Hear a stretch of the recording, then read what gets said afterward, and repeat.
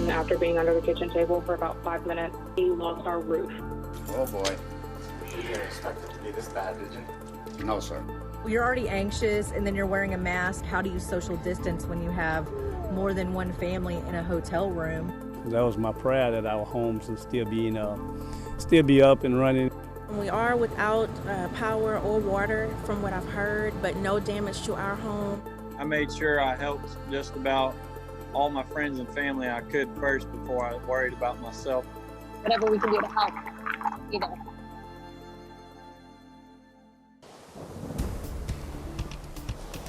Haunting new images tonight showing utter destruction along the Louisiana coastline. From the air, homes, cars, and roads under several feet of water.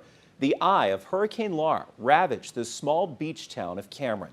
Good evening, Southeast Texas. It's been less than 24 hours since the historic hurricane made landfall. And we've been with you the whole time with our wall-to-wall coverage and the constant updates across social media. Tonight, we have live team coverage. Orange County took the brunt of the blow in Southeast Texas. Jaleesa Irizarry, well, she met with those who stayed during the storm. Jordan James also reporting from Orange. He'll join us with the message from Governor Greg Abbott. But first, we turn to Victoria DeLeon. She's monitoring the new rolling blackouts that Entergy's doing. Victoria?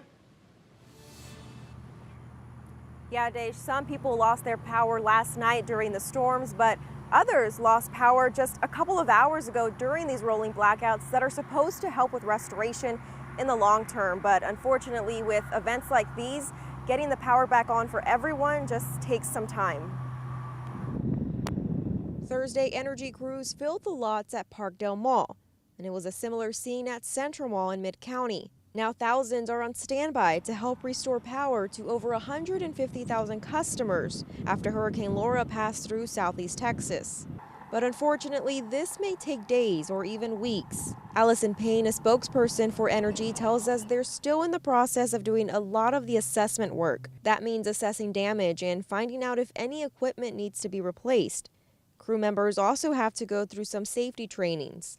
And this all needs to happen before they can begin restoring power. While people in Southeast Texas may be used to going weeks without power, it never gets easier. And some don't plan to keep going through this year after year. I want to move, especially since we live close to the refineries as well. Noemi and Isaias Perez have been sitting in the dark all day.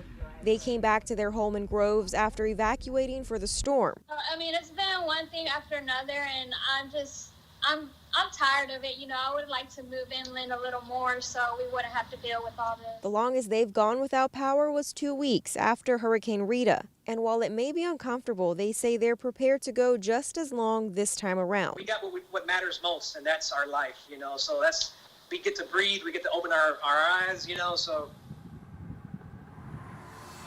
And we know the big question right now is, how long will I have to go without power? Well, Entergy tells us that they're working on some repairs that they hope to have done tonight to improve their transmission system. But again, as I mentioned, with these things, there's just never any specific timeline.